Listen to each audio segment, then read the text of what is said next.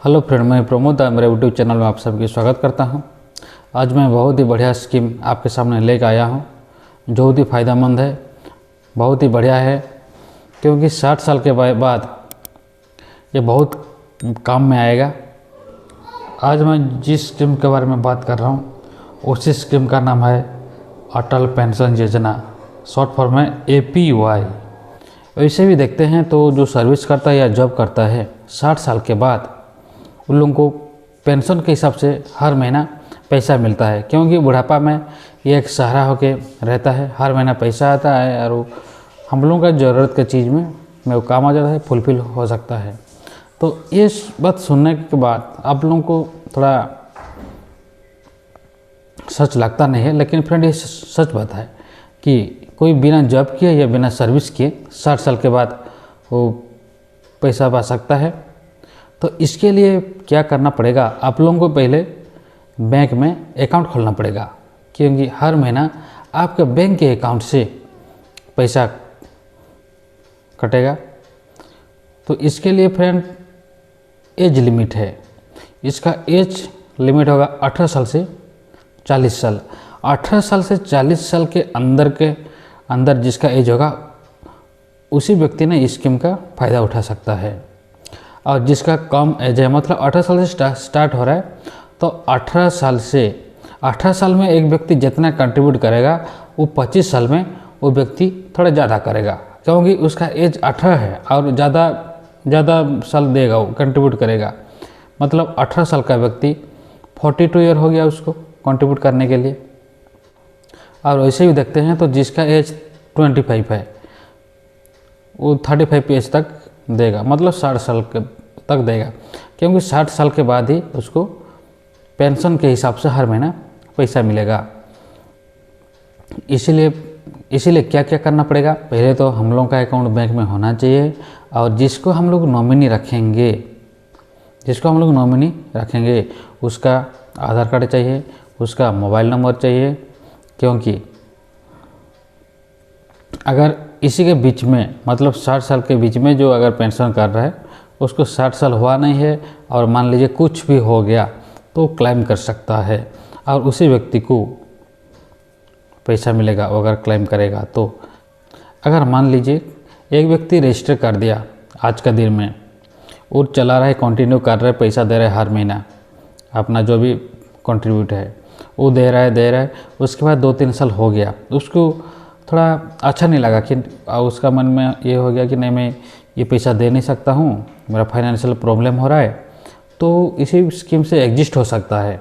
तो एग्जिस्ट होने के बाद भी दोस्तों उसको पैसा मिल जाएगा।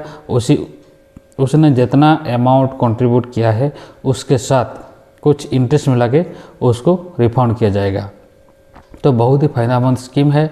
और ये स्कीम एक व्यक्ति ने 1000 से लेकर 5000 तक का फ़ायदा उठा सकता है। मतलब उसको 60 साल के बाद 1000 से 5000 तक मिलेगा। इसके लिए अलग अलग अमाउंट भी देना पड़ेगा, क्योंकि एज के हिसाब से ही अमाउंट डिफर करता है। 18 साल के व्यक्ति ने रजिस्ट्री कर दिया इस स्कीम में 1000 के लिए उसको देना पड़ेगा 42 रुपीज़, 42 रुपया। 2000 के लिए वैसे ही 84 रुपीज़। 3000 के लिए देना पड़ेगा 126, 4000 के लिए 168 और 5000 के लिए देना पड़ेगा 210 रुपया। मतलब अमाउंट कुछ डिफर करता है। और चाहे कि नहीं मेरे को मंथली नहीं चाहिए, मैं उसको क्वार्टरली दूंगा, वो भी सुविधा है। मतलब क्वार्टरली भी वो पेमेंट कर सकता है, कंट्रीब्यूट कर सकता है। वो बोलेगा नहीं मेरे को हाफ ईयरली चाहिए, वो भी हो सकता है। हाफ ईयरली भी दे सकता है, मंथली, क्वार्टरली, हाफ ईयरली, जो भी उसको अपने हिसाब से वो कंट्रीब्यूट कर सकता है। ये जो स्कीम है फ्रेंड्स, ये मेन करके जो लेबर क्लास का पीपुल्स हैं या ओन ऑर्गेनाइजेशन में काम कर रहे हैं, जिन लोगों के लिए पेंशन का सुविधा नहीं है, जैसे कि आजकल तो ऐसे बेकारी समस्या हो गया कि जॉब सर्विस मिलना बहुत ही हार्ड है। मतलब मिल ही नहीं रहा है, जॉब सर्विस मिल नहीं रहा है आजकल। तो लेबर करने के लिए कहाँ अलग स्टेट चला जाता है, तो बुढ़ापा में पैसा उन लोगों को कैसे मिलेगा। तो ये जो स्कीम है, अगर इसी स्कीम में रजिस्टर करेंगे तो बुढ़ापा में ये सहारा बनेगा। इंडिया में जितना भी बैंकिंग सेक्टर है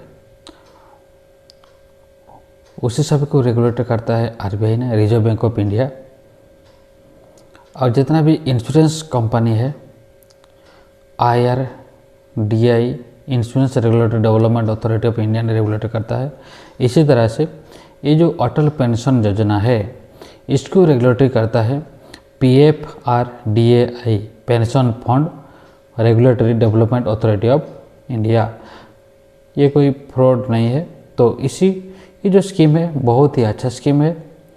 तो अगर किसी का खाता भी नहीं है तो नियरेस्ट ब्रांच में जाके आप लोग खाता खुला सकते हैं और अपना नाम रजिस्टर कर सकते हैं, क्योंकि 60 साल के बाद दोस्तों बहुत ही कम में आएगा।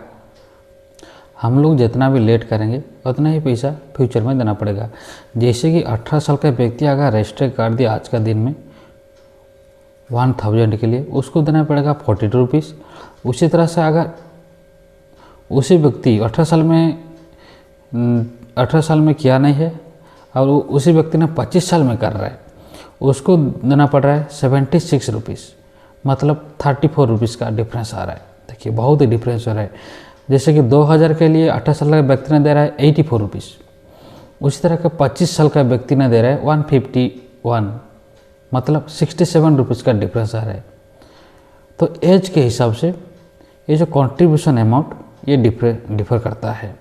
तो इसीलिए दोस्तों जितना जल्दी हो सके नियरेस्ट बैंक में जाके करा लीजिए, बहुत ही बढ़िया स्कीम है। हेलो दोस्तों, इसका पूरा डिटेल चार्ट भी मेरे सामने मैं दे दिया हूँ। आप लोग इसको अच्छा से देख सकते हैं कि कितना साल में एक व्यक्ति जितने कि 18 साल में 42 दे रहा है, उसी तरह के अन्य साल में कितना दे रहा है 20 साल में, उस तरह का मैं कुछ दे दिया हूँ, मेंशन कर दिया हूँ। आप लोग भी देख सकते हैं। अगर वो बीच में मतलब 1-2 साल कंट्रीब्यूट किया है, उसको उस स्कीम अच्छा नहीं लग रहा है कि उस स्कीम से वो हटना चाहता है, मतलब उसका कुछ प्रॉब्लम हो गया, फाइनेंशियल प्रॉब्लम लगा, कुछ भी प्रॉब्लम हो गया, तो उसी स्कीम से वो एग्जिस्ट हो सकता है। और एग्जिस्ट होने के कारण भी जितना कंट्रीब्यूट किया है उसी अमाउंट के साथ साथ कुछ इंटरेस्ट मिला के उसको रिफंड भी किया जा सकता है।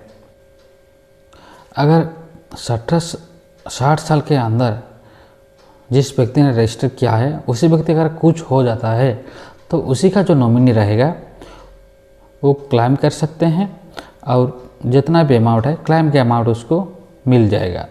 तो इसीलिए नॉमिनी का आधार कार्ड बहुत ज़रूरी है, क्योंकि आधार कार्ड उसी का आइडेंटिफिकेशन नंबर रहेगा। आइडेंटिफाई करने के लिए बहुत सुविधा होगा, इसीलिए आधार कार्ड बहुत ज़रूरी है। अगर आप लोग मेरे चैनल को सब्सक्राइब नहीं किए हैं तो मेरा चैनल को जल्दी सब्सक्राइब कर दीजिए, क्योंकि नया अपडेटेड वीडियो में आगे जो लेके भी आऊँगा आप लोग पहले देख पाएंगे।